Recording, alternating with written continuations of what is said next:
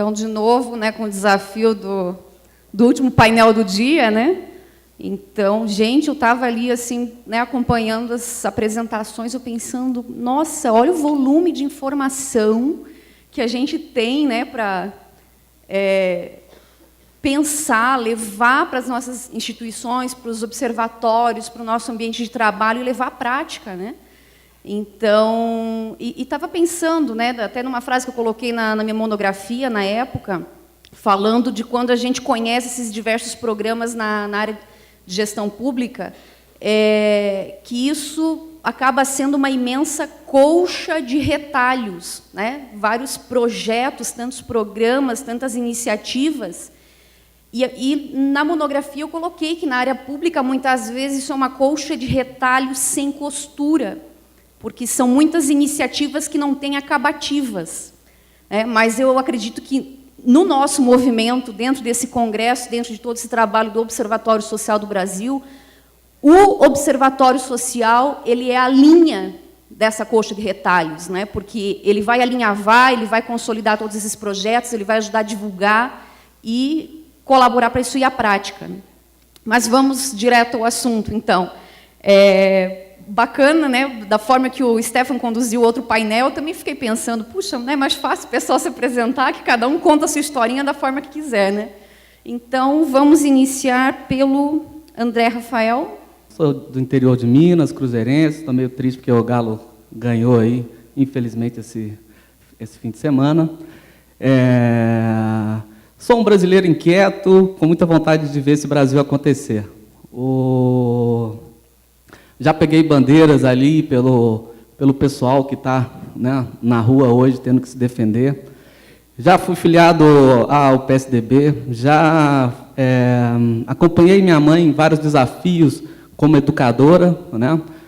A educação no interior do Brasil, ou seja, quando eu acompanhei minha mãe, eu vi o terror que, infelizmente, nossas cidades têm que vivenciar, né? Ou seja, o professor chegava no final do ano, ele não tinha clareza se ele estaria na escola no ano seguinte. Ele era demitido em novembro para ser recontratado em janeiro, fevereiro. Muitos dos professores também não tinham a formação adequada, né? Minha própria mãe era pedagoga, vice-diretora. Num determinado momento, ela teve de assumir um desafio, né, de dar aula para alunos de matemática. Não era a formação dela, mas pela reestruturação que houve no Estado, ela, para poder ficar em Ouro Branco, ou seja, ela teve de assumir esse desafio. E eu tive que ajudá-la ali, né, com algumas dificuldades que ela tinha com matemática. Mas minha mãe, uma pessoa guerreira que ela conseguiu desempenhar o papel da melhor forma possível. Mas eu acho que esse não é o cenário adequado que a gente precisa para desenvolver esse país. Mas é muito bom aqui ver que nós temos muitas referências e um repertório bem bacana de coisas que podem mudar essa realidade da educação no país. Eu sou o Fábio Félix, eu sou auditor federal de Finanças e Controle, da CGU. Eu já estou na CGU desde antes da CGU, né? Desde antes de ser... Eu entrei como técnico, né, lá na Regional do Mato Grosso em 2001, antes mesmo da criação do órgão. Já participei do acompanhamento, da construção, né, da CGU. E quando eu vi a Karine, no painel, 2 painéis anteriores, né, do Soma Brasil, repassar os marcos, né, do controle social, né, da participação cidadã, eu me senti ali meio como que o Forrest Gump, né? Aconteceu um monte de coisa, depois eu estava lá. Eu estava em algum desses momentos, eu participei e estava junto também. Então, dentro da CGU, quando ela foi criada, realmente o marco de 2003 é um marco tremendo, que foi a partir desse momento que a CGU começou a pensar em deixar de ser uma casa só de auditores e passar a conversar com a sociedade civil, passar a conversar com o cidadão.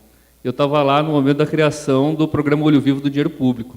Quem aqui já participou de alguma ação do Olho Vivo? Já recebeu uma cartilinha do Olho Vivo, uma revistinha do Olho Vivo? Esse foi um marco tremendo da CGU. E isso coincidiu justamente, quando foi muito bacana, foi uma parceria com a ONG, que já tinha uma aptidão para capacitação de cidadãos, de conselheiros, selecionou algumas pessoas nos estados, né, que tinham essa... Foi a primeira vez que eu vi pedirem, dentro, né, do órgão que eu trabalhava, para uma determinada capacitação, um perfil, um requisito. Né? Então, pediram assim, queremos pessoal daqui dentro da CGU, que gosta de conversar com pessoas também, que gosta de agito, de mobilização. Né? Não é o perfil tradicional do auditor, cara calado, com uma pastinha, que entra, não sai, não fala nada com ninguém. Mas é alguém que tinha algum histórico também de mobilização social. Eu vinha de algumas atuações, né, da pastoral de juventude, algumas mobilizações enquanto estudante, mas, por conta desse perfil, me chamaram. Participei da capacitação, de começar a construir essa capacitação lá na CGU. Isso coincidiu com a minha ida para Brasília. Eu saí do Mato Grosso para ir para Brasília, porque já depois de bater em 2 traves, né, aliás, bater 2 vezes na trave para passar no concurso para auditor, eu era técnico. Lá a gente viajava demais no Mato Grosso, fazendo as fiscalizações, quase não parava em casa e não conseguia estudar. Então, eu fui para Brasília, onde eu poderia fazer os cursinhos, poderia me dedicar um pouco mais. Deu certo, acabei passando, mas eu fui estar lá também no momento em que estava sendo criado esse núcleo para interagir com o cidadão. No começo, era uma área de projetos especiais. Assim, tudo onde o pessoal não sabia o que colocar, o que jogar, mandava lá para a área de projetos especiais. Não era auditoria, não era fiscalização, não era correição, mas uma dessas coisinhas é o olho vivo. Ele começou ali. Então, a preparar, a formar essas capacitações, virou uma área própria específica em 2006, que é a área a Secretaria de Prevenção da Corrupção e Informações Estratégicas, que hoje é a STPC. Eu passei para a criação dessa corregedoria. Lá a gente teve uma coordenação específica, né, de GFO, com a gerência, de fomento ao controle social, né, e fortalecimento da gestão. E um monte de gente bacana se reuniu lá. Uma das pessoas bacanas era o Antônio, o Tom Barros. Tom Barros chegou ali também para agitar muito. Lá eu tive a oportunidade de ser coordenador por 4 anos, pouco mais de 4 anos. E ali a gente desenvolveu uma série de projetos. Então, um deles foi a primeira conferência, o primeiro Seminário Nacional de Controle Social, em 2009, onde o Caio Magri deu a ideia de fazer um seminário, ou, aliás, uma conferência nacional de transparência e controle social. Dali que nasceu a Consocial. O Rony fez a palestra, o Rony fez a apresentação. Quem é que estava lá nesse seminário também? Que tem um seminário histórico. A gente reuniu 500 pessoas, vendo vários cases de sucesso, e o Observatório Social realmente já era um caso de sucesso para ser mostrado já lá em 2009, já era um marco. E aí a gente teve a oportunidade de coordenar também a Consocial, ser coordenador executivo nacional da Consocial.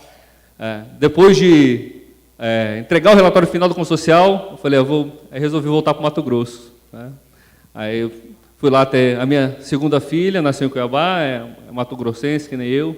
Minha esposa, que está aqui acompanhando, não se adaptou ao calor, falou, vamos voltar para Brasília, vamos embora. Voltamos para Brasília.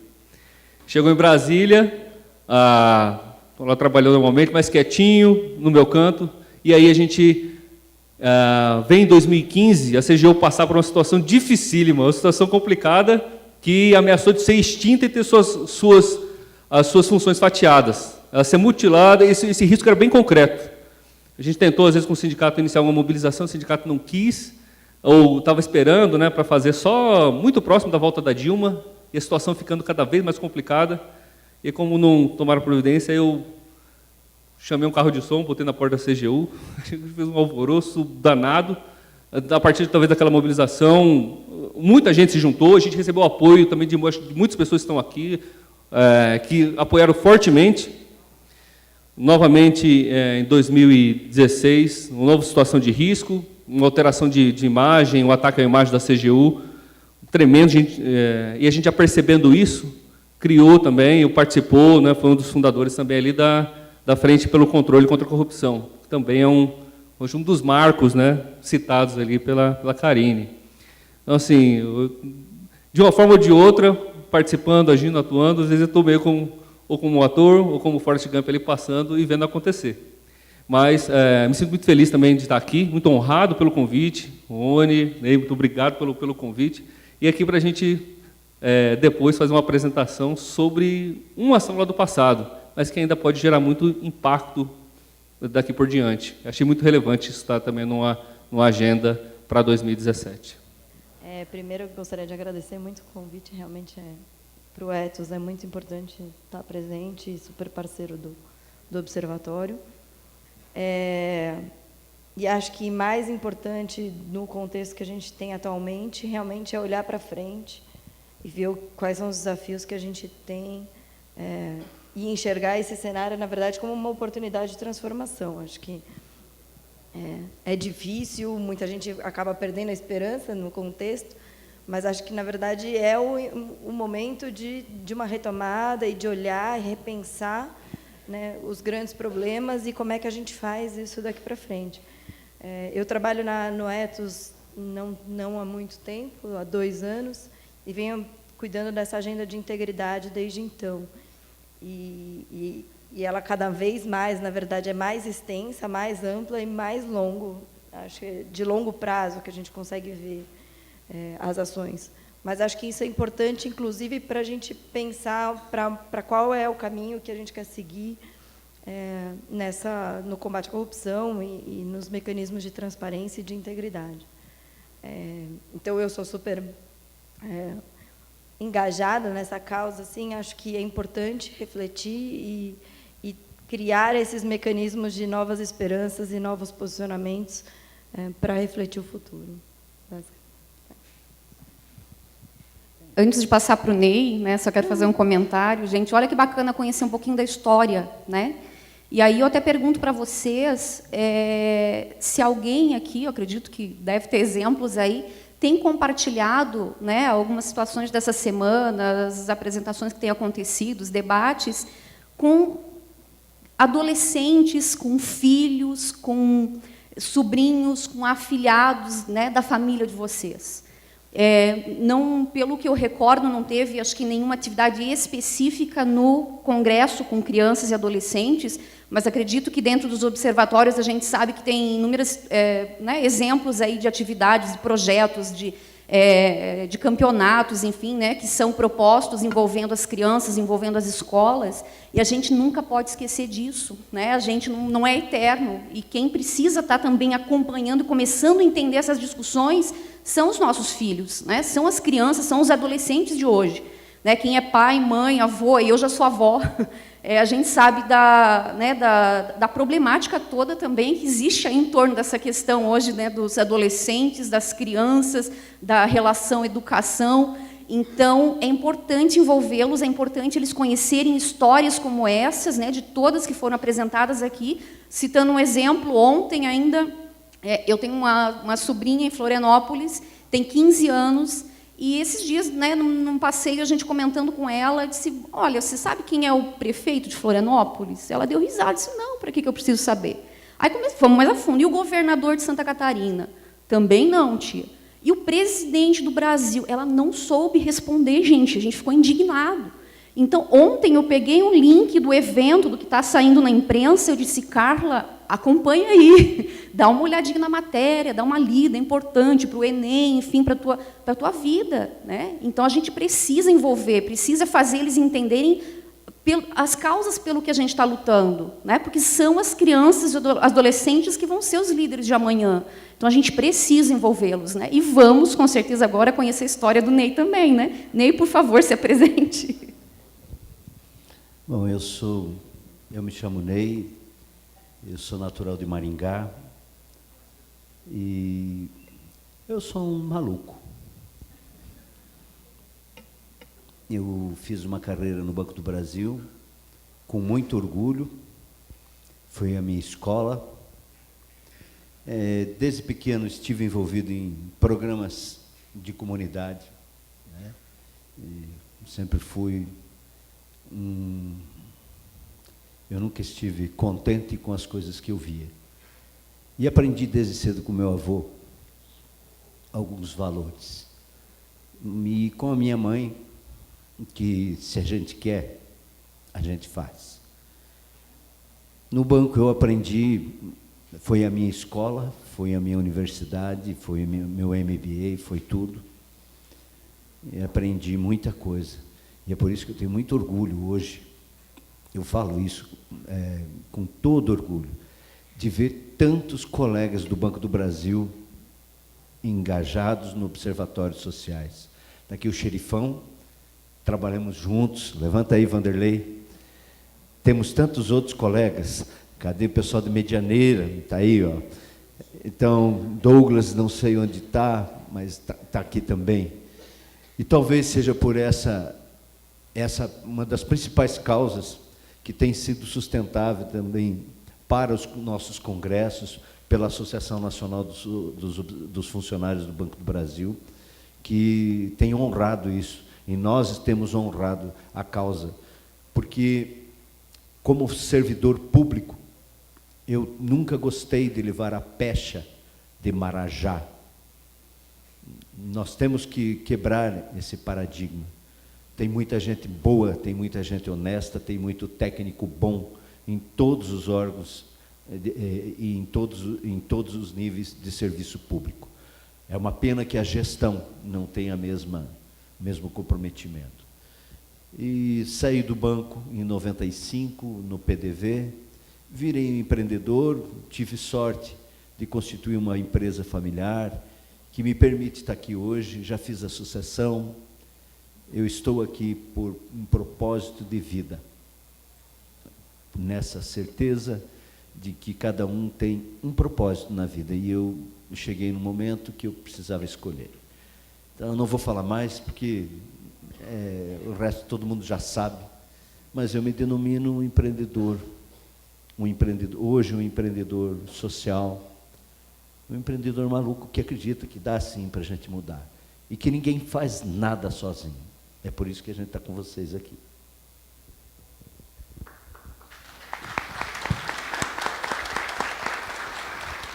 Bom, então, para a gente, né, poder ficar dentro do horário, né, vamos agora às apresentações das propostas. Eu vou convidar o André Rafael para iniciar. Prefere fazer a apresentação daqui ou do púlpito? Tá. Obrigado.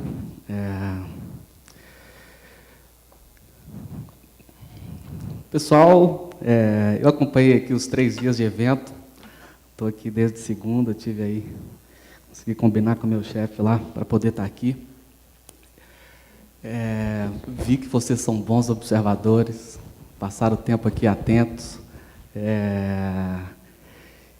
E eu queria pedir para vocês observarem algumas das coisas que eu venho relatar aqui. É um pouco da minha experiência. Nessa história do Projeto Brasil 2030, da colaboração para o desenvolvimento, ela está aí há 24 meses, a gente lançou no dia 1º de maio, né, há 2 anos atrás, numa perspectiva de que a gente precisava chamar também os trabalhadores. 6 meses antes, no dia 28 de outubro, eu tinha lançado o Manual de Guerrilha do Servidor Público, que era uma ideia seguinte: gente, eu entrei na prefeitura de Belo Horizonte, recém-formado, e comecei a perceber que talvez aquilo ali estivesse mais próximo de um manicômio do que de uma instituição pública.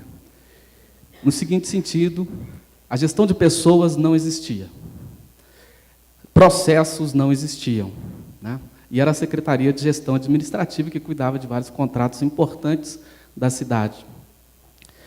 Tive a oportunidade ali de trabalhar com um secretário fantástico que reestruturou a organização. Mas dali eu vi, gente, nós não podemos deixar o servidor público ser tratado dessa forma mais. São 10 milhões de servidores públicos, gente, né? Se você contar as famílias, os amigos, etc., o próprio humor do servidor público vai impactar a sociedade, né? Se o servidor público ele vai estar em vários postos, né? Sendo professor, médico, advogado, etc., a forma como ele se porta vai impactar a sociedade. Então, nós não podemos mais nos dar ao luxo de não ver o servidor público, não ver como nós estamos tratando esses profissionais. Foi o...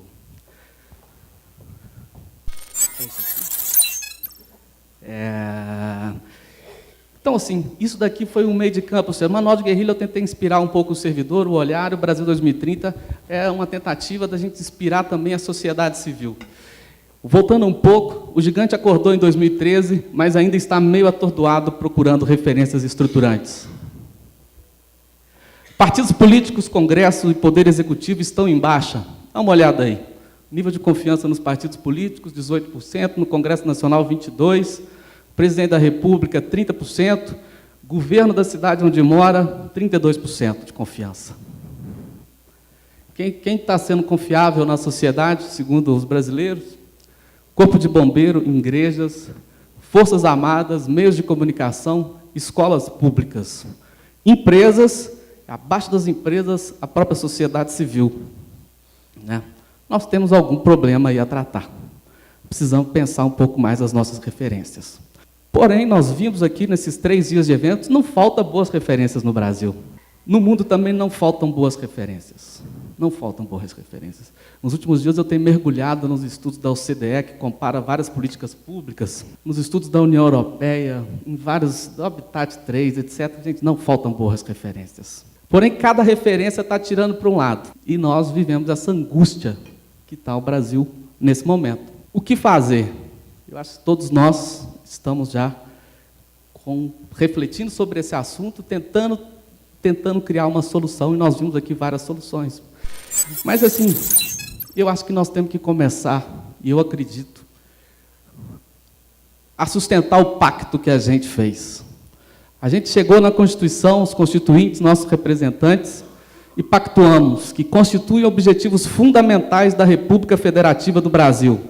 Construir uma sociedade livre, justa e solidária, garantir o desenvolvimento nacional, erradicar a pobreza e a marginalização e reduzir as desigualdades sociais e regionais, promover o bem de todos, sem preconceitos de origem, raça, sexo, cor, idade e qualquer outras formas de discriminação. Boa parte da polarização que a gente vê na rua nesse momento, se a gente tivesse cuidado desses objetivos devidamente, desde os 28 anos atrás que a Constituição foi promulgada, nós não estaríamos nessa situação. Infelizmente, algumas pessoas olham para esses objetivos, acredito que é só uma citação, mas só quer pegar a parte que ela gosta. Eu só gosto dessa ideia de sociedade livre. Meu negócio é liberdade. O Estado não funciona, etc, etc. O outro só quer olhar a parte de erradicar a pobreza. Então, a elite é um diabo, etc, etc, etc. O outro só quer saber da questão da diversidade. Gente, cada um de nós tem uma preferência, mas nós fizemos um pacto. Se a gente não cuidar dessas 4 coisas, esses 4 objetivos, não vai atender aos brasileiros. Não vai atender. Então, assim, alguns caminhos que a gente pode trilhar, eu penso, né, é uma sugestão que eu tenho feito há 2 anos, compartilhado com muitas pessoas, e tentado aí aprender com elas em torno disso. Nós precisamos tornar mais atraentes e compreensíveis os objetivos fundamentais. Nós precisamos estimular hubs que conectem iniciativas para respaldar os 4 objetivos. Senhores observadores, o Ney, quem sabe é o observatório, o grande ator que vai respaldar aí esses objetivos. Infelizmente, as instituições ainda não se apropriaram, se apropriam como meras citações. O pessoal do Ministério Público, vale uma ação aí para perguntar os poderes, o que eles estão fazendo para efetivar os 4 objetivos fundamentais da República. Todos os cidadãos, né, é o objetivo fundamental da República, não é o objetivo de governo, da administração pública. Então, cada um de nós tem que perguntar o que nós estamos fazendo para esses objetivos. A gente precisa aprimorar as análises de custo-benefício. Por mais que a gente queira agradar todo mundo, nós vamos ter que tomar decisão. Vai ter caminhos que não vão agradar todo mundo. Então, nós vamos ter que fazer uma análise de custo-benefício. Então, entre vários pontos, nós precisamos definir metas, nós precisamos fomentar novas possibilidades de colaboração, estruturar ações para serem desenvolvidas em vários âmbitos, o indivíduo, a comunidade. Precisamos equipar e avaliar periodicamente as estruturas responsáveis pela estratégia de longo prazo do país. Gente, a Secretaria, infelizmente, de Assuntos Estratégia Nacional, de cada 2 anos a gente cria e descria ela. O IPEA, né, a gente desempodera, empodera, empodera, desempodera. Dá para pegar vários órgãos aí responsáveis pela estratégia de longo prazo do país. Gente, é um samba do crioulo doido. Cada um chega lá e fala, agora a estratégia é essa. Aí chegou, agora a estratégia é essa. Agora a estratégia é essa. Então, observadores, vocês que têm esse observar tão arguto, comecem a observar as nossas instituições responsáveis pelo longo prazo. Nós precisamos entender, nós precisamos achar soluções para fazê-las funcionar. Não estão funcionando. Quais aprendizados nessa rede, nessa caminhada de 24 meses, a gente já pode compartilhar? Se não aprendemos a sustentar pactos, continuaremos avançando pouco. Não é só os 4 objetivos fundamentais que a gente não acompanha. A gente não acompanha o Plano Nacional de Educação, não acompanha o SUS, não acompanha o SUAS, não acompanha o Plano Nacional de Cultura, não acompanha a Política Nacional de Resíduos Sólidos, não acompanha mais um monte de planos. Não acompanha.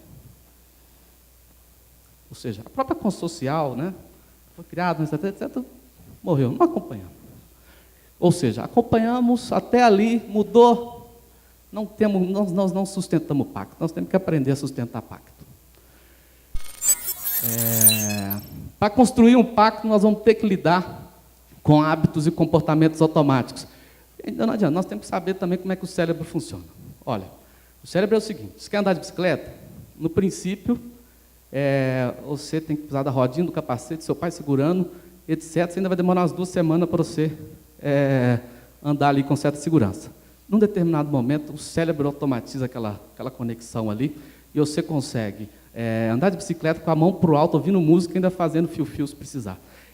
O cérebro tem esse poder de automatização. Um time de vôlei, né, se você colocar uns 6 jogadores lá no campo determinado dia, nos primeiros dias vão assim, fazer um jogo pode ser craque, fazer um jogo até bonito, mas é o exercício ali, contínuo de treinamento, que nos surpreende, que eles tocam a bola para um lado, a TV parece que a bola vai para cá, mas a bola foi para lá e alguém aparece cortando numa velocidade imensa. Então nós temos que saber como é que o cérebro funciona, né? Senão nós vamos ficar nesse automatismo ali do coxinha versus petralha. Como é que a gente desmonta esses tipos? E tem vários hábitos que a gente precisa desmontar. No serviço público, muitos servidores consideram que só acontece se o chefe mandar. Mas esse é um assunto que a gente vai ter que hackear. A sociedade acha que é assim que funciona. Muitos ainda acham. Felizmente, a gente vê cada vez mais pessoas achando que pode ser diferente. Políticos, os fins justificam os meios. Nós vamos ter que falar, nós queremos que os meios também sejam adequados. A direita liberal ou os anarcocapitalistas acham que o Estado não funciona. Os esquerda socialista, a elite é contra os pobres. Startup, serviço público não gera valor. Né? Os 4 objetivos fundamentais, muita gente fala que é só uma citação no início da Constituição. Nós temos que quebrar vários automatismos. Zelar pelos canais de participação e educação cívica é dever de todos. Gente, não adianta a gente chegar e ver a nossa opinião foi considerada, paciência, passa a bola para frente. Não, gente. É melhor a gente observar bem e falar, mas nós consideramos devidamente a opinião daquela pessoa? Porque se essa pessoa não se sentir contemplada, mais na frente, ela vai avacalhar o processo se ela assumir o poder. Então, ou seja, nós precisamos zelar melhor pelos canais de participação. Um outro ponto, controle é uma perna da gestão, não é um fim em si mesmo. É o PDCA, planejar, agir, controlar, consertar, né? Juízes estaduais, ou seja, hoje nós estamos aqui, juiz recebe 23 vezes mais que a média da população. Está errado. Despesa do judiciário em comparação a outros países, ou seja, vários países ali abaixo de 0,20% do PIB, aqui é 1,38% do PIB, vai para o sistema judiciário. Está errado. Na Europa, o juiz recebe 2 a 3 vezes mais do que a renda média da população. Aqui, 23 vezes. Isso vai impactar. Se a gente não lidar com esse fator, Eu não vou conseguir falar que o professor é valorizado, mesmo se eu falar para ele, você já recebe 1,5 ou 2 vezes acima da renda média da população. No Nordeste, eles já estão recebendo bem acima da população, que recebe metade da população, que recebe menos do salário mínimo, etc. Mas ele não vai acreditar, gente. Eu não vou conseguir atrair bons profissionais para a administração pública. Se a gente não aprender a gerir servidores, vamos continuar enxugando gelo. Servidor, o quê? Folha do pagamento dos municípios. 50%, 60% servidor. Mas o próprio servidor, ele é ele que vai administrar boa parte ali dos itens de material de consumo, etc, etc. Se a gente não aprender a gerenciar servidor, é enxugar gelo. Temos 5 mil municípios, gente. Onde que tem boa gestão de professores, de médicos, profissionais administrativos, fiscais, auditores, gestores, juízes, policiais, etc. Nós precisamos aprender isso. Acho que tem que fazer parte do nosso pacto. Eu não sei se 2017, 2018, mas talvez é um pacto eterno, sabe? Porque não adianta, é 60%, 70% do custo. No Estado é a mesma coisa. No governo federal, ainda que ele, né, não tenha tantos servidores, mas nós sabemos que está, inclusive, quebrando a Previdência. Mal gerido o recurso do servidor público. E não é só um aspecto de ver a remuneração, é um aspecto de ver se o trabalho está sendo feito devidamente, que é o mais essencial. Então, nós temos que aprender a gerir servidores. E aí eu já disse, não vamos, ou seja, os salários do professor estão subindo, mas se eu não chegar para... Eu vou falar para o professor, você está recebendo bem? Não, mas o juiz recebe 30, 40, 60 mil, ou seja, eles recebem acima do teto, o Ministério Público acima do teto, todas as carreiras... O professor universitário recebe 10 vezes o salário da população, renda média. Está errado.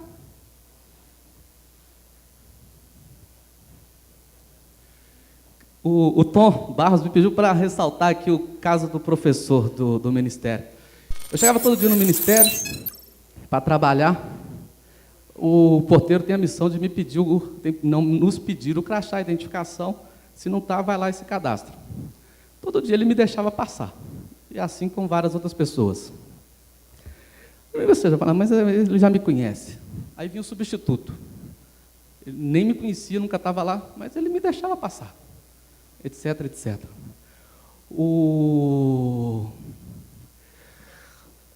Aí, um determinado dia, eu fui e mostrei meu crachá para ele, ó, meu crachá aqui. A partir desse momento, ele começou a me cobrar o crachá todo dia. Eu fiquei até assim, pô, será que eu fiz bobagem? Que eu sou meio de esquecer crachá, mas ele me cobrou todo dia. Eu vi, então, olha só, no simples fato dele se sentir empoderado, alguém empoderou ele da função, ele começou a me cobrar o crachá. Precisa ter porteiro, não precisa, gente, isso é só um exemplo para dizer, olha, vamos observar nesses aspectos mínimos, se os servidores estão se sentindo empoderados naquela função. Porque o fato do porteiro não estar se sentindo empoderado, significa que toda a cadeia para cima dele não está se sentindo empoderada. É um problema crítico que nós temos. Então, cada profissional, vamos observar, senhor observador, ver, esse cara está se sentindo empoderado, o pessoal do recursos humanos, gestão do desempenho, esse pessoal está se sentindo empoderado? Vamos lá, vamos trabalhar, vamos levar eles para uns cursos, vamos, etc., mas tem que se sentir empoderado. Como eu acho que podemos contribuir com o Pacto pelo Brasil, né? Que acho que é um pouco esse tema do painel aqui. A gente tem tentado, então, fomentar, não é só nós, assim, eu acredito que não tem que ser... eu sou mais um cidadão aqui tentando fomentar os 4 objetivos fundamentais da República. Mas tem muitos atores com muito mais capacidade do que eu para fomentá-los, né? Muitos de vocês, por exemplo. Então, ou seja, não acha que o simples fato de eu estar fazendo é suficiente. Toda a sociedade tem que observar se isso está sendo feito. E nós, na nossa rede, a gente começou a trabalhar 4 focos. Em cada um dos objetivos fundamentais, a gente tentou achar uma ação estruturante, um tema estruturante para cuidar. Para assim, ir ressaltando mais os objetivos, mas dando clareza de que, olha, tem uma agenda aqui por trás, gente. Construir uma sociedade livre, justa e solidária, a gente levantou o foco para esse ano de efetividade dos sistemas de controle. Ficamos muito felizes com essa aproximação com o Observatório, com a Frente Nacional, porque são os atores que a gente acha que tem condição de puxar essa agenda para frente. Garantir o desenvolvimento nacional, nós vamos precisar conversar sobre reforma fiscal. Nós somos um país muito desigual, ainda temos um sistema de tributação muito regressivo, né?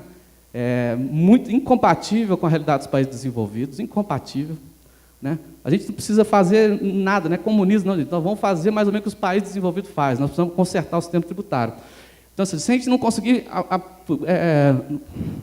não conseguirmos ajudar na reforma esse ano, no mínimo nós queremos fazer com que a sociedade aprenda, né, o máximo possível de informação sobre o sistema fiscal. Eu espero contar com vocês nesse processo. Erradicar a pobreza e a marginalização, acho que nós vamos falando, é educação. Nós vamos ter que ver como é que a gente conserta a educação, e é por isso que eu trouxe aqui o exemplo da situação do professor, porque nós vamos precisar saber como é que nós vamos atrair professores melhores, para mais talentos para dentro das nossas escolas. E nós vamos ter que conversar sobre remuneração de professores. É um tema que custa caro, porque, ou seja, 4, 5, 8% do PIB. Nós vamos precisar conversar sobre esse elemento, professor, mas não só esse tema. No outro diálogo de governança local. Esse aqui é um guia que a gente promove, que é o Guia de Cocriação de Cidades Colaborativas Sustentáveis. Porque uma das coisas que a gente viu aqui, olha, tem muita referência, gente, mas cada um atira para um lado. Então, ou seja, além dos 4 objetivos fundamentais, que nós vamos ter que começar a observar o que cada um está fazendo, para alinhá-los para os mesmos objetivos, a gente começou a fazer uma matriz pensando nas cidades, no que é o paradigma hoje de cidades inteligentes, colaborativas, sustentáveis, fodásticas, etc., etc. E cada um desses que não dá para ler aí, porque está pequeno, faz em educação. Nós temos que pensar se nós estamos formando alunos com habilidades empreendedoras, que têm bom conhecimento, autoconhecimento. Nós temos que pensar como é que nós tratamos de um problema fundamental na educação hoje, que é o aluno quando ele vai para a puberdade, né, 13, 14 anos. A gente está conseguindo melhorar nossos índices de educação bastante até os 10, 13 anos de idade.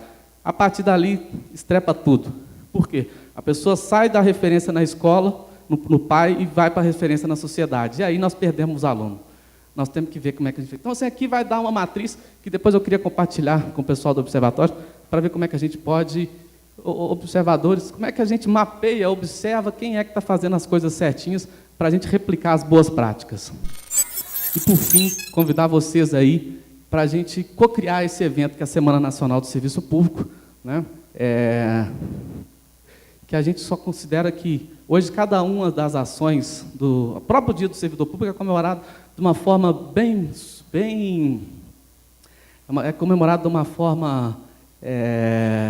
tímida nas organizações públicas, preparado na última hora, desorganizado. Então, ou seja, como é que eu já queria provocar vocês, na sua cidade, já comecem a provocar, como é que nós vamos trabalhar o Dia do Servidor Público? Né? Como é que nós vamos aproximar o cidadão do servidor público? Né? Se a gente já começar a fazer isso agora, chegar em 2017, vai estar, em outubro de 2017, nós vamos ter feito algo melhor do que nós fizemos no ano passado. Chegar em 2018, nós vamos ter feito melhor do que fizemos no ano passado. Então, gente, contem comigo aí no time do Pacto pelo Brasil. Eu jogo na posição que vocês colocarem aí. Se for no banco, na torcida eu já estou demais. É isso aí, obrigado e parabéns pelo trabalho de vocês, observadores. Obrigada, André. É uma coisa tão óbvia, né, a gente pensar nesses objetivos que estão na Constituição Federal, mas, por outro lado, tão complexo, né, de ver isso realmente acontecer. Então, convidamos agora o Fábio para compartilhar conosco as propostas para a Agenda 2017. Ótimo. Então, a gente vai aqui tratar da agenda positiva para 2017, falando de uma coisa até, talvez, de todos os assuntos que foram apresentados aqui ao longo desses dias, desde a segunda-feira, talvez o mais antigo, ou que está mais tempo, né, lançado, ou já realizado, mas não realizado, talvez, em sua plenitude. E talvez, para que a gente alcance isso, talvez precisa de um certo resgate para 2017. Na Consocial, eu atuei como coordenador executivo nacional, então a gente cuidou, né, nacionalmente desse processo de mobilização, de envolvimento da organização de todo o processo conferencial, desenvolvimento da metodologia, ou a regimentação de pessoas para trabalhar na parte de comunicação, na parte de desenvolver tanto o método, sistematização de propostas, organizar, fomentar a realização de etapas preparatórias, até que a gente chegar na etapa nacional e depois definir um resultado a partir dali.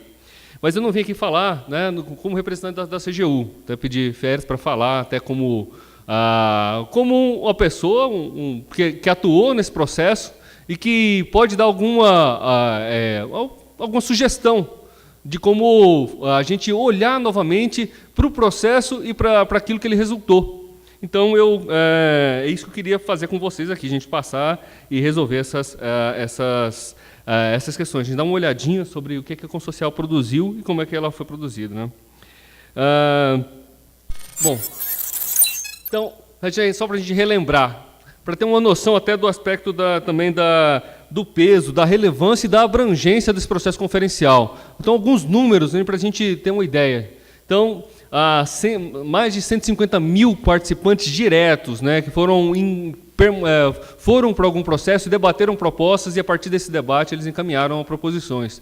Mas ao longo do processo conferencial a gente mobilizou aproximadamente 1 milhão de pessoas, porque a gente fez uma convergência, né, de ações, de todas as ações da CGU daquele ano, para tratar ou envolver nos temas relacionados à Consocial, os temas, né, ou ações também dos membros da Comissão Organizadora Nacional, eram cerca de 40, sendo que 60% deles da sociedade civil. As ações que eles já desenvolviam, a gente fez essa convergência também para a Consocial. Então, tratando daquele assunto, envolvendo, discutindo isso, quase 1 milhão de pessoas.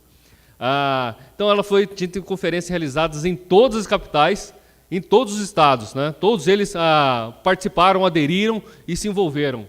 E praticamente 50% de todos os municípios brasileiros participaram também. Então, isso foi um processo extremamente abrangente que envolveu um número muito representativo de cidadãos nesse debate. E aí, através de múltiplas possibilidades também de participação, desde conferências livres, teve uma realizada também nos Estados Unidos, no MIT, conferências em escolas, universidades, a conferência virtual, então, a presencial, então, várias formas e meios de poder participar, de contribuir. Mas ao a gente revisitar isso, ver também que foi abrangente e envolveu muitas pessoas. Então, na etapa nacional, a gente chegou lá com 1.374 participantes, 1.200 delegados, delegados eleitos em etapas estaduais, convidados, observadores, o pessoal da organização, 3 dias ali de debates intensos, né? E assim, a gente vê aqui só algumas imagens de todo esse processo. Então, ali em grupos de trabalho, a gente discutiu, ou essas propostas foram todas discutidas, tudo aquilo que foi produzido ao longo de todas as etapas preparatórias, e no final a gente teve uma priorização digital, né, dessas propostas. É interessante até fazer uma ligação também com a questão que já foi feita, né, também com a questão de gênero, né? Não está ali, mas a gente tem esse histórico também.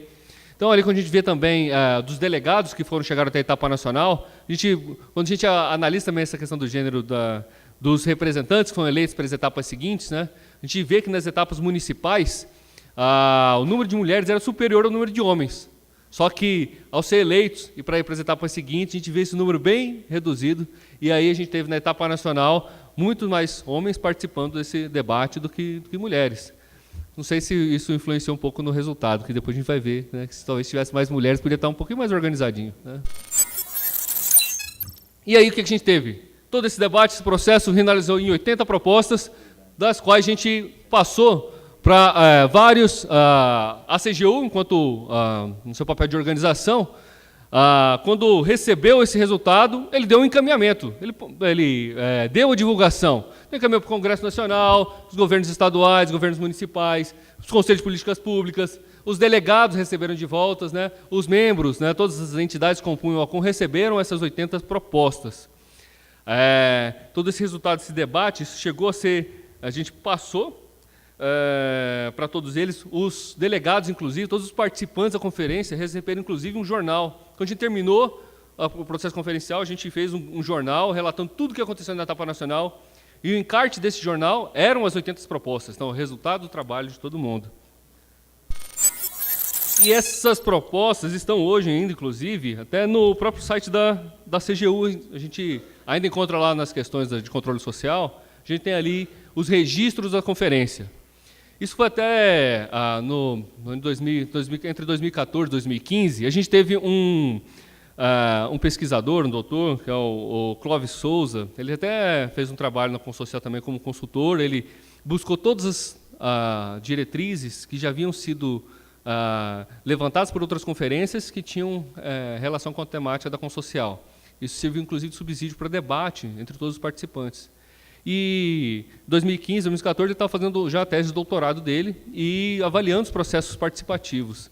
E aí ele fez até um elogio, falou assim, poxa, 2014 e 2015, falou assim, ó, já, pelo menos um ponto positivo para vocês, porque é tão difícil a gente achar, né, o registro, né, do resultado das conferências nos sites dos ministérios que eles realizaram. Né? Isso, depois que acontece, é uma dificuldade enorme para achar. Ao menos elas estão ali. Mas eu queria, junto com vocês, a gente ver como é que elas estão. Na verdade, o resultado desse trabalho e dessas discussões. Então, ali, as propostas. São 14 páginas, assim. Assim, eu fiz questão de trazer, assim, tá difícil de ler, mas não é porque é pequenininho, não. Mesmo se eu aproximar e trazer para a gente ler cada uma dessas propostas, às vezes virou um livro, né? E acho que talvez faltaram, também, se tivesse mais mulheres, né? Poderíamos, ou, na verdade, se a gente tivesse, isso poderia estar mais organizado, mais conciso, mais objetivo, mais direto.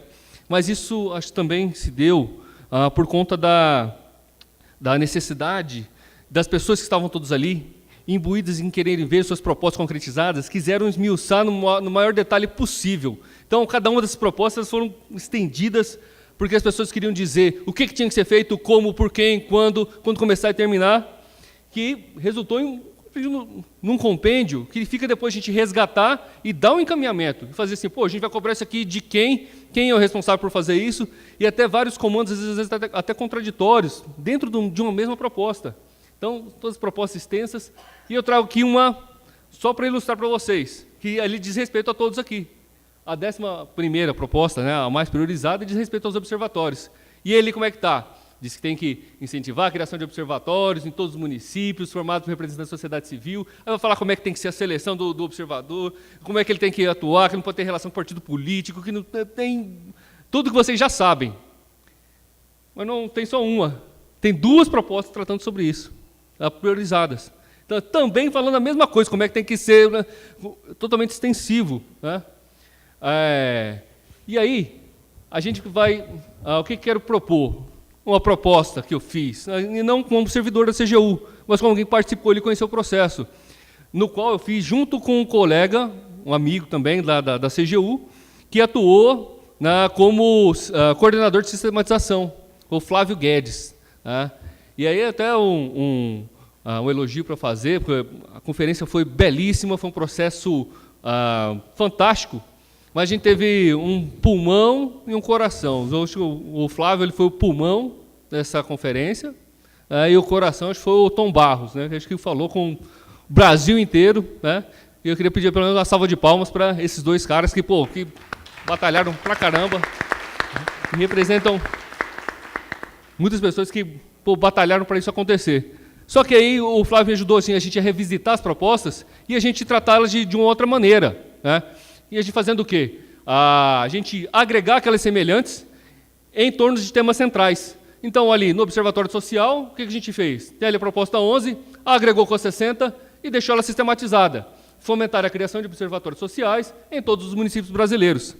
Resume. Né? E assim, porque o Observatório Social já tem uma metodologia, já tem uma forma de funcionar. Não precisa na conferência ou no resultado a gente dizer como é que ele tem que funcionar. E a gente fez isso com todas as propostas.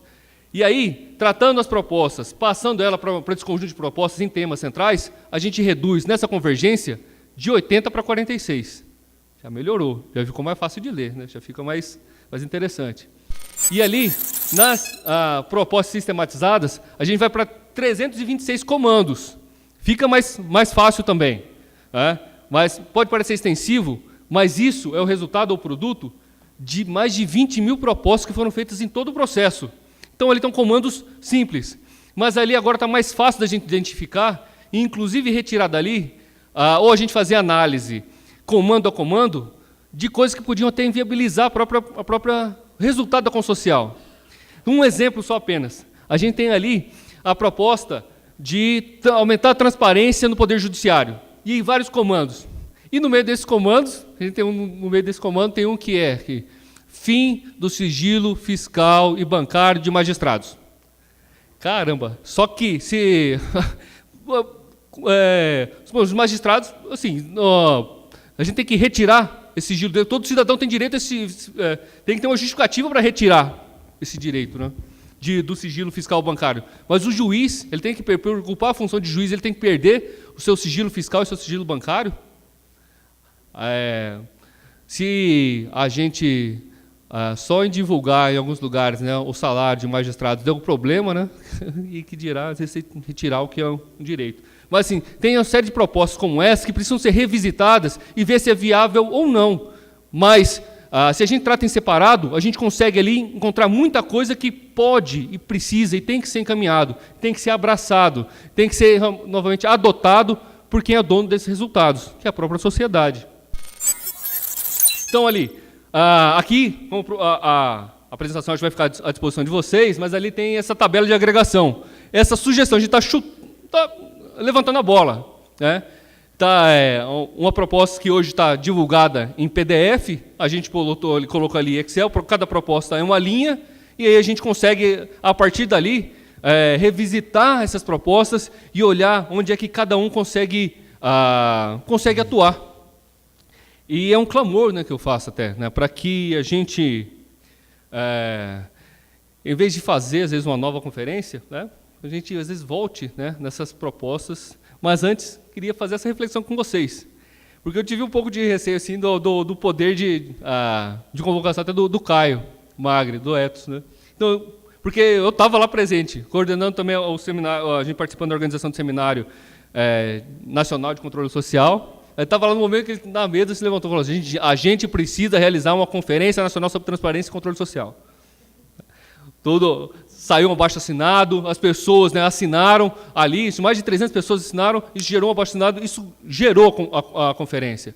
E, ao longo dos processos, eu encontrava muitas pessoas que assinaram esse pedido e falaram assim, pô, eu sou o pai da Consocial, eu fiz também. E realmente é. Só que agora, a gente tem essas propostas um pouco órfãs, e eu queria fazer essa reflexão, a gente precisa realmente, agora, ou nesse momento, de uma nova conferência. Não sei se é a questão. E uma delas é uma informação sobre o número da Consocial que eu não apresentei lá no começo, que é com relação aos custos. Só na CGU, para fazer a Consocial, a gente gastou 5 milhões e 300 mil reais.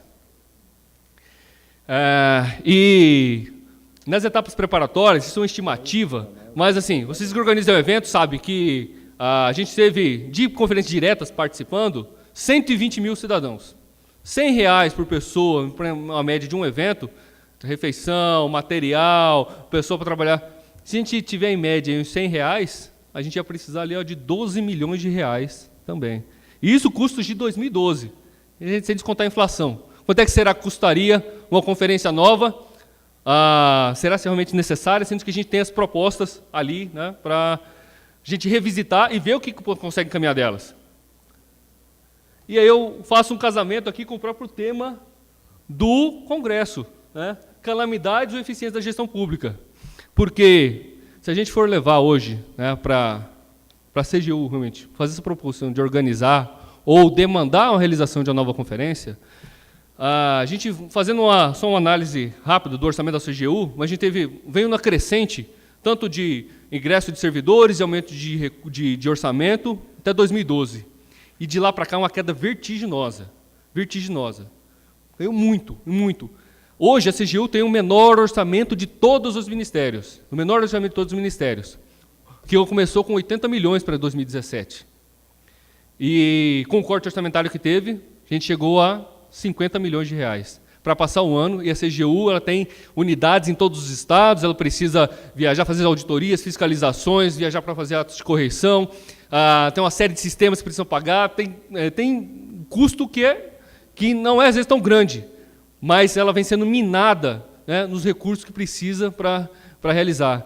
E será que seria viável, né, ou a gente tratando de eficiência da gestão pública, uma conferência que a gente ainda não concretizou, ou não deu ou a própria sociedade, todos os participantes não deram encaminhamentos ou não abraçaram as propostas, a gente realizar uma outra gastando 10% do orçamento da CGU? Se isso acontecer, realmente vai ser uma calamidade. Porque assim, já parou, não tem como. Hoje não tem nem como pagar todos os contratos que a CGU tem. Então, assim, a gente está numa situação complicada. E assim, a instituição vem perdendo muito, né? E é um sofrimento que vem ano a ano. A gente precisa, acho que, resolver, resgatar, abraçar a CGU, mas resgatar principalmente também as propostas da Consocial. E aí, como é que a gente faz isso? Isso utilizando como insumo para o próprio planejamento das instituições que participaram do processo conferencial. O próprio Etos, até na própria construção do plano, que vem conduzindo o plano de integridade, a Consocial tem que ser uma referência, porque muitos desses assuntos estão ali. E tem que ser uma conferência, tem que ser uma referência explícita, tem que dizer também, poxa, isso aqui veio da conferência, porque ela teve esse peso, ela teve essa relevância. E é com esse pedido que eu encerro, deixando as proposições aí para que elas sejam novamente abraçadas, consideradas e encaminhadas. Não só pela administração pública, mas por todos os cidadãos e por aqueles que participaram do processo conferencial. E por aqueles que são verdadeiros detentores daquelas proposições. Obrigada, Fábio. Até faço uma pergunta para o público, né? Ele já perguntou antes, né, quantos participaram da Consocial, né, de uma forma ou outra, seja na instância municipal, estadual, nos congressos livres, enfim. Agora eu pergunto, quantos aqui de observatórios sociais que ainda mantêm essas discussões da Consocial dentro da sua entidade? Tem algum caso que vocês ainda têm levado à tona essas discussões? Temos alguns, né? Então, realmente, essa provocação é válida. Um caso, os conselhos estaduais de transparência, os conselhos municipais de transparência, que foi uma proposta que saiu aqui do Paraná e que, infelizmente, continua sob protocolo. Bacana. Então, fica como compromisso, acho que para todos, né, da gente puxar realmente esse material aí e, puxando o gancho do que o André colocou, né, a gente é muito bom em fazer pacto agora, falta cumprir esses pactos, né? Então, assim, tem muita coisa que, óbvio, a gente sempre vai criar coisa nova, mas a gente sempre tem que ter referência àquilo que já foi discutido, né, ainda mais numa abrangência como foi a Consocial. Então, convido agora a Paula a fazer a sua exposição.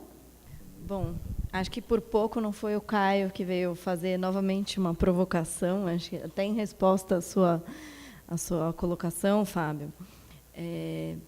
A gente vem trabalhando há muito tempo, o Etos e todos os parceiros, acho que aqui tem várias das redes parceiras, o Observatório, com certeza, é muito significativo nesse processo, de como é que a gente faz, de fato, uma retomada desse tema, né, de pensar a Consocial e usar, de fato, ela ainda não foi trabalhada, ela precisa ser trabalhada na sua complexidade, e acho que a proposta que a gente vem trazendo nessa reflexão para o futuro é exatamente isso, né?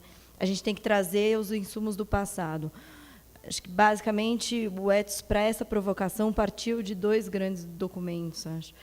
Uma delas são as propostas da Consocial, e a segunda dentro do grupo de trabalho do Etos, foi elaborado um documento que se chama Sistema de Integridade Nacional, que faz uma análise dos pilares da integridade. Na verdade, ele analisa a questão da integridade como um sistema, de fato, né? Então, são vários agentes, vários pilares que têm ali sua posição e que permite uma relação mais íntegra ou, de alguma forma, previne os atos de corrupção.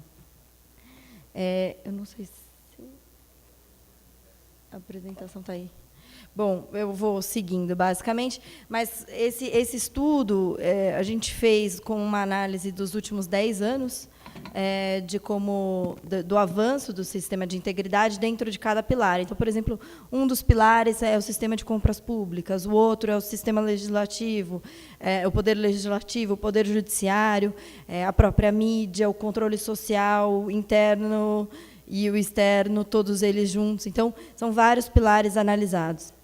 Acho que esses 2 materiais dão muitos insumos para a gente refletir que a agenda de integridade ela é ampla e precisa ser trabalhada em muitos aspectos, né?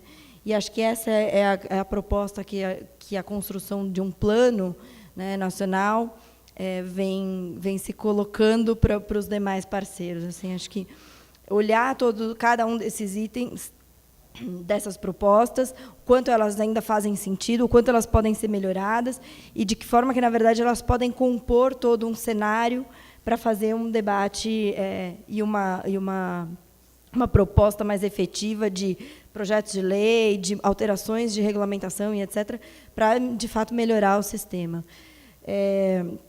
Então, basicamente, o que a gente tem feito é analisado, o próprio Raj, além do Caio, que também acho que tem a sua história dentro da Consocial e dessas provocações todas, o Jorge Raj tem acompanhado, junto ao Ethos, essas discussões e tem proposto uma análise, né, então, dos últimos tempos e como é que a gente reflete essas novas propostas.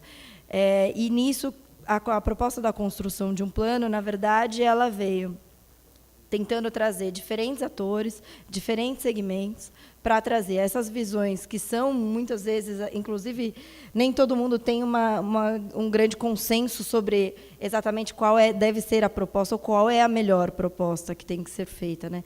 Então, essa reflexão também acho que tem que ser colocada, e tem que se disponibilizar um espaço para essas reflexões. E a ideia é exatamente essa. Então, trazer diferentes atores numa espécie de uma coalizão.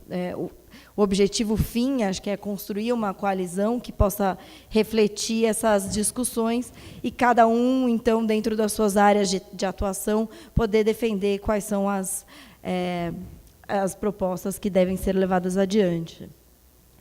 Basicamente, na proposta de construção do Plano Nacional, que a gente tem construído, a ideia foi convidar outras organizações da sociedade civil, e, por isso, o Observatório Social, que tem uma representatividade grande no âmbito nacional, Transparência Internacional, que acho que esteve presente aqui em outros dias, hoje não está mais, acho, representações de entidades ligadas ao setor empresarial, então, o Pacto Global, o Ethos, de alguma forma, a Alliance for Integrity, que é uma iniciativa relativamente recente, mas que vem trabalhando bastante a agenda de integridade nas pequenas e médias empresas, né? No setor acadêmico, a gente tem tentado envolver, que acho que é importante fazer uma reflexão também com o setor acadêmico. Tem muita pesquisa que é feita, tem muitas discussões que são feitas nesse sentido, e que talvez não estejam tão próximas a essas propostas, né? Então, a ideia é trazer todo mundo de um...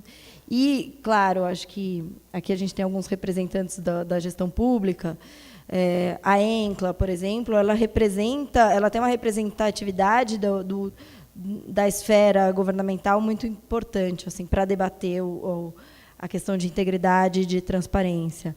A Frente Nacional, também, de combate à corrupção, as redes de controle, elas estão se formando, basicamente, o que a gente tem conversado bastante com o Fábio, que acompanha essas discussões também.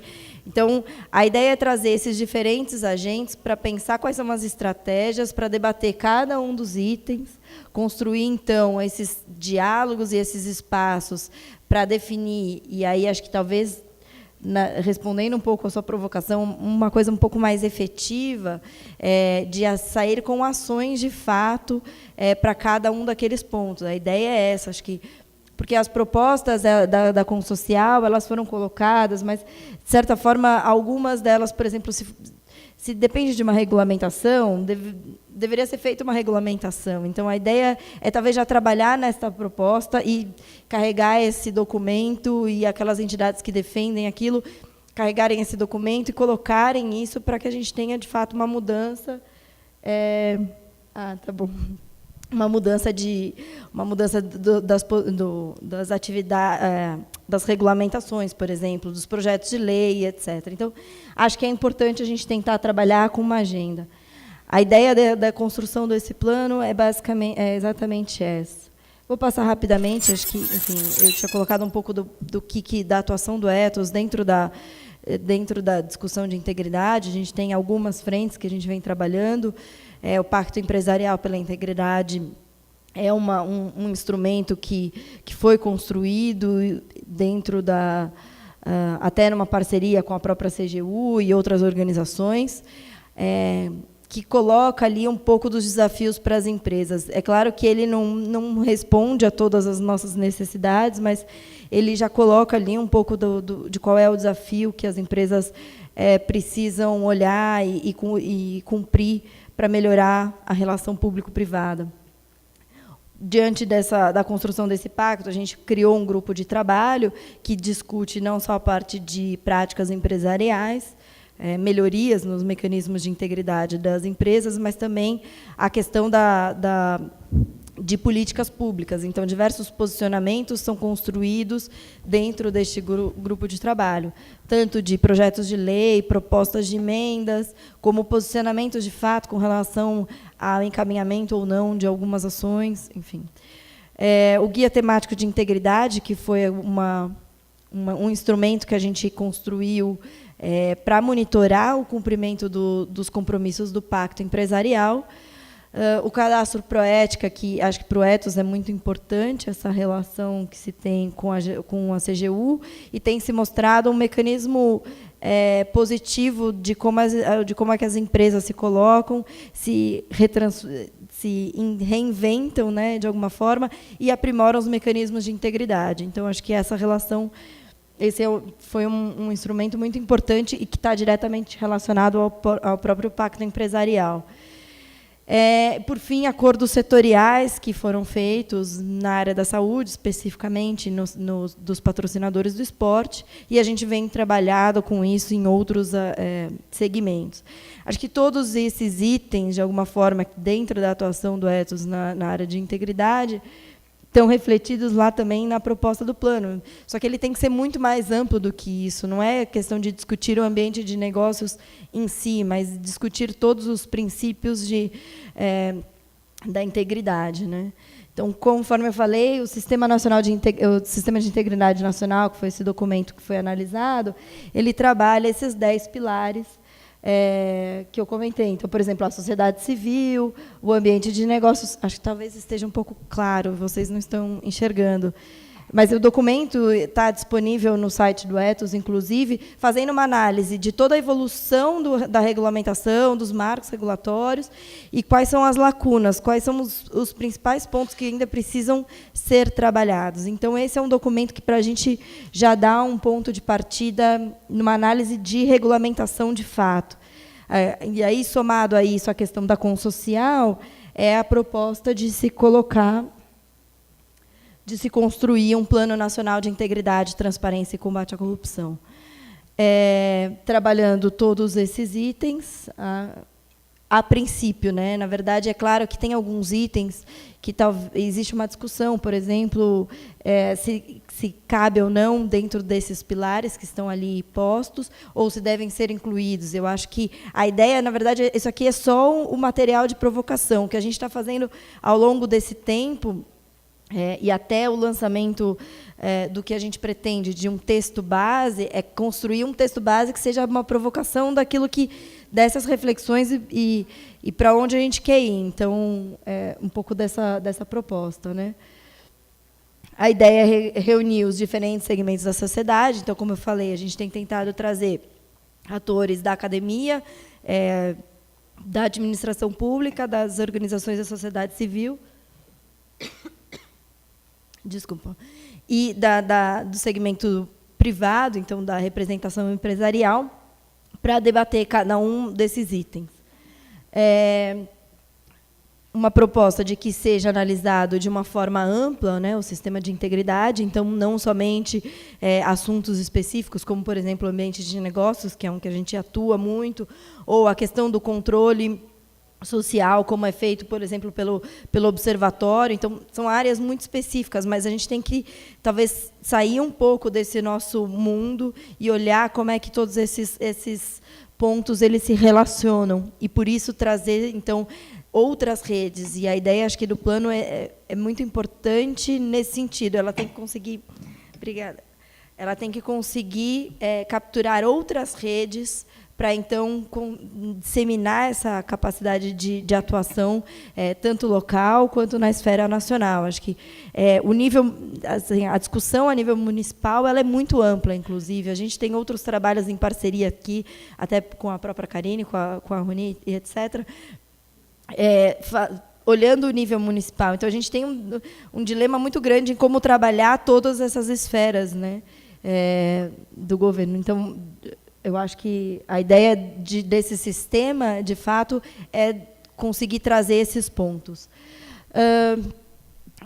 Uma das propostas, claro, é construir uma coalizão. Então, a ideia é que a gente consiga elaborar um texto base com essas organizações que já vêm discutindo com a gente e que já estão revisitando esses documentos. Esse texto base ele ser uma provocação para que a gente possa, então, construir grupos específicos de trabalho ou articulações, de fato, para analisar cada um dos itens que seriam essas propostas, e aí, até o final do ano, lançar um plano nacional com estratégias, de fato, ações e calendário para tudo isso, que acho que é importante a gente trabalhar sempre com a questão de calendário, para não deixar que as coisas se percam no caminho, e lançar uma coalizão, então. Acho que, claro que, ao longo do caminho, a gente não perde esses itens, né? Eles continuam sendo trabalhados por cada uma das organizações, mas, à medida que a gente ainda vai evoluindo, como tem muita coisa a ser feita, a ideia é que, no final do ano, a gente consiga construir, então, esse documento, que seria o Plano Nacional. E aí, para essa construção, é muito importante que cada um, dentro de suas redes, faça as discussões dos temas, das propostas, se ele atende ou não atende, quais são os itens que ali de fato representam as necessidades para a melhoria do sistema. E aí, por fim, acho que o mais importante, eu acho que a gente viu, por exemplo, a discussão das 10 medidas, ela foi muito relevante porque ela teve uma capacidade de mobilizar também a sociedade, o cidadão, né, a sociedade na ponta. Eu acho que, quando a gente pensar um plano nacional, a gente tem que conseguir trabalhar isso, né? Então, não só nós, como os representantes de organizações, de entidades, mas também como cidadão. Então, como é que a gente consegue contribuir com a nossa visão e consegue trazer e engajar as pessoas próximas a nós? Acho que tem um desafio muito grande nesse tema, mas, como eu coloquei, né, no início, eu acho, a gente tem um momento desafiador, mas que é muito oportuno. Então, a gente tem que aproveitar essa possibilidade. Basicamente, acho que era isso que eu tinha para fazer essa provocação, já uma resposta do Caio imediata à sua colocação. E aí, a ideia exatamente essa agenda está colocada para a gente já tem trabalhado, essas organizações estão trabalhando nesses temas, nessa construção, e a ideia é que cada um, dentro de suas redes, possa trazer as visões, as diferentes visões, ou trazer novos agentes para compor esse grupo que vem discutindo o tema. Então, aqui fica o convite. O Tom até mesmo já tinha se colocado como super interessado e querendo debater. Eu acho que, enfim, fica o convite a todos para que possam, né, se inteirar um pouco desse assunto e ajudar a contribuir, de fato, com uma construção de alguma coisa mais efetiva e uma proposta que mude, de fato, o nosso cenário de integridade e combate à corrupção. Paula, até faço uma pergunta, se poderia ser disponibilizado esse material dos 10 pilares, né, junto da sua apresentação também. Acho que é bacana para a gente, né, ter um acesso mais fácil também. Legal. E passamos, então, para... Não há pessoa melhor para fazer o fechamento do painel, né, de fazer essa provocação dessa agenda positiva, né, e trazer aí o fechamento para esse tema, para esse bloco do controle social. Ney, por favor. Bom, está tudo resolvido, pessoal. Vamos embora.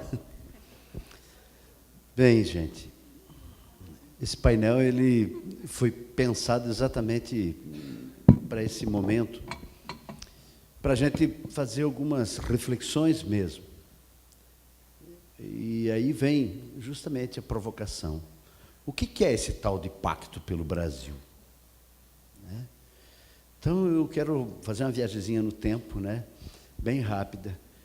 Lá em 2013, a gente começou a imaginar tudo que estava acontecendo no Brasil, e parece que, antevendo tudo que ia acontecer, a gente propunha que cada um fosse uma área livre de corrupção. Porque a transformação começa na gente.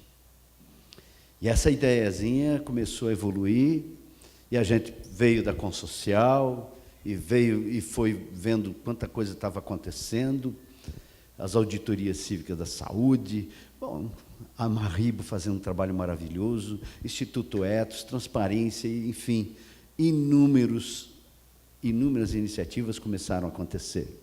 E, ao mesmo tempo, inúmeras calamidades aparecendo por aí. E vem aí a pergunta que não quer calar, né? Como a gente faz na nossa metodologia, quando a gente vai para uma cidade que está pretendendo ter o seu observatório, e está todo mundo ansioso, não, vamos montar um observatório, depois a gente resolve as coisas. A primeira pergunta que a gente faz é: queremos um pacto pelo Brasil? Precisamos de um pacto pelo Brasil? E essa pergunta fica no ar mesmo. Mas qual é o meu papel? O que é que eu vou fazer? Como é que vai ser? A proposta não é trazermos aqui uma receita de bolo, algo pronto, porque já tem muita coisa boa sendo feita, minha gente. Então eu vou ser aqui um tanto quanto filosófico, idealista, mas eu penso que a coisa mais importante para nós, nesse momento, é criarmos duas coisas. A primeira é trabalharmos para resgatar a autoestima do povo brasileiro. Nós precisamos criar uma identidade nacional, de integridade, de dignidade, de honradez.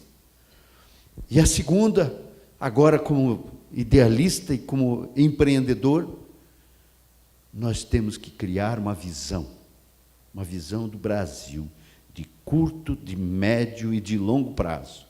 Nós precisamos descobrir, junto com essa nova geração, onde é que nós queremos chegar. Onde nós estamos, nós já sabemos. A questão é, para onde nós vamos? Qual é o caminho que nós vamos seguir? E para isso nós temos que usar uma coisa chamada inovação, inovação social. O resultado que está aí é o resultado de 500 anos. Se a gente continuar fazendo do mesmo jeito, vai ter os mesmos resultados. Então, não é uma questão de destruir tudo que está aí. Tem muita coisa boa. Já existe muita coisa boa. O que precisamos é criar algumas diretrizes de meritocracia no serviço público, algumas diretrizes de mudanças nesse aspecto político, enfim, em todos os setores, mas fundamentalmente começando pela educação, pelos resgates dos valores e de tantas coisas que a gente tem aí. Então, não é uma questão de chover no molhado e de querer ser profeta do futuro, mas tem coisas que parecem óbvias, só que precisa ter atitude. Elas precisam acontecer de fato. E talvez seja isso, a grande virtude dessa geração que está vindo aí, que vê o problema e vai atrás da solução. E não fica escutando as ladainhas. Isso não dá porque o prefeito não deixa, isso não dá porque não sei o quê. Então, nós temos, sim, uma série de gaps, foi apresentado ontem aqui, que nós precisamos ir buscar a solução. E a proposta, então, do Pacto pelo Brasil é justamente essa. Já existe um esforço dos órgãos de controle muito grande. Temos a INCRA, temos os fóruns, temos as redes de gestão, de controle da gestão, mas agora chegou a vez da sociedade civil fazer sua parte. Em parte, o Observatório Social já faz, o Instituto Etos, enfim, todos os nossos parceiros, eu não vou nominar aqui, já fazem isoladamente. Mas, enquanto nação, nós precisamos de um plano. Enquanto nação, nós precisamos acordar e conversar com o nosso vizinho. Porque, do contrário, nós estamos fazendo a mesma coisa. Nós precisamos unir forças. Então, gente, ao encerrar esse congresso, que é apenas o primeiro, eu faço essa pergunta a vocês. Primeiro, individualmente. Queremos um pacto pelo Brasil? Sim. E agora, coletivamente, enquanto instituições, estamos dispostos a estender a mão para os nossos parceiros e estabelecer uma ideia de governança para buscarmos a sinergia, buscarmos as convergências e construir de uma forma tecnológica, a partir da tecnologia, estabelecer eixos, cronogramas de ação e ações que trabalhem a nível municipal, a nível estadual, a nível federal, em segmentos da sociedade, sejam eles os políticos, empresariais, as integridades nos negócios, enfim, em todos os segmentos. Então, nós vamos construir uma grande teia, uma grande rede. Então, neste momento, eu não quero ter aqui nenhum tipo de visão sensacionalista, mas eu gostaria de dizer assim, gente, este foi o primeiro momento. Alguém disse aqui, esse congresso é um divisor de águas. Se não me engano, foi o Sérgio Moro que falou. Mas, ao mesmo tempo, a gente teve tantas outras personalidades que falaram aqui, coisas muito importantes. Então, a proposta que eu quero deixar em aberto aqui é que, se queremos o Pacto pelo Brasil, que a gente, nos próximos dias, nós vamos ter todo esse material compilado, e agora vamos, sim, usar o capital intelectual que nós já temos nas nossas organizações, nas nossas universidades, em todos os nossos setores. Vamos nos organizar, primeiro, para organizar a nossa governança, e aí, organizada essa governança, nós vamos estabelecer, quem sabe, muito disso que você acabou de provocar, sem querer reinventar a roda, mas buscando numa visão de curto, de médio e de longo prazo. E eu falo curto prazo por quê? Porque agora eu vou usar minhas palavras, tá?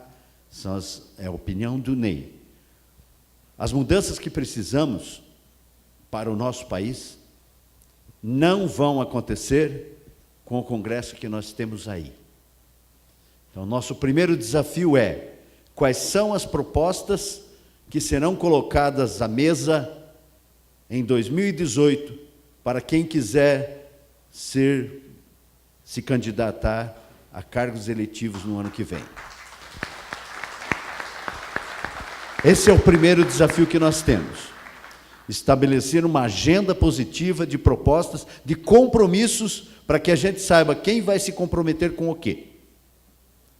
Para que aí a gente saiba em quem poder votar. Então, esse é um ponto. Então, curtíssimo prazo isso. Então, vamos trabalhar nessa visão. E assim, pessoal, agora encerrando, eu quero... Opa, desculpe, mas eu tenho que usar meu óculos aqui. Esses recados, assim, são importantes, senão não teria vindo, né? Ok, obrigado, obrigado. Esse era o meu dever de casa mesmo, mas tudo bem, obrigado pelo aviso. Assim, pessoal, eu queria... Estou procurando dominar a minha emoção, segurar isso, porque realmente a proposta era essa. Mostrar quanto talento nós temos no nosso país. Porque quando a gente vai nas cidades, eu pergunto sempre para as pessoas, qual é a cara que nós queremos para o nosso país? E então, nessa esperança, eu digo para vocês, que tudo o que aconteceu aqui, nesses 3 dias, valeu a pena, porque vocês estavam aqui, cada um de vocês, com o seu talento, com as suas virtudes, com as suas propostas, com as suas ações. Então, ao encerrarmos esse congresso, eu quero agradecer, mais uma vez, a todos que trabalharam para que a gente pudesse ter esse momento. E desafiá-los a levarmos essa chama viva no coração. Porque se nós estamos aqui, é porque nós temos aquilo que o Tom falou hoje. Uma fala muito importante do que o Tom disse. Essa centelha de que somos nós os protagonistas da história. E nós haveremos, sim, de trabalhar para transformar o nosso país. Ninguém vai fazer nada sozinho. Que a nossa família continue unida. Que nós possamos, sim, estender a mão e fazer o nosso dever de casa. Quero, ao concluir aqui, convocar os observadores para amanhã, às 8 horas. Às 8 horas nós teremos uma palestra muito importante e em seguida vamos ter os nossos debates internos, nós vamos fazer a nossa assembleia de prestação de contas, vamos ter as nossas apresentações de boas práticas e vamos debater alguns casos que eventualmente surjam para definir nossas diretrizes para o futuro. Para quem não sabe, o Stefan, que esteve coordenando aqui, foi o facilitador do painel anterior. E dizer para vocês muito obrigado. E, novamente, dizer que uma só palavra resume tudo o que eu gostaria de dizer para cada um de vocês. Gratidão. E uma homenagem muito especial a quem nos permitiu estar aqui. A nossa família, nossos pais, nossos antepassados, que um dia sonharam ter e ver esse país, um país digno, para a gente ter a nossa família, os nossos descendentes, vivendo com dignidade. Que Deus nos abençoe, gente. Aqueles que forem viajar, que voltem em paz. Mas não esqueçam, esse encontro foi só o primeiro, é o primeiro congresso. A Consocial está viva, o plano de integridade está vivo, os desafios, André, estão vivos e nós haveremos de construir tudo isso. Muito obrigado.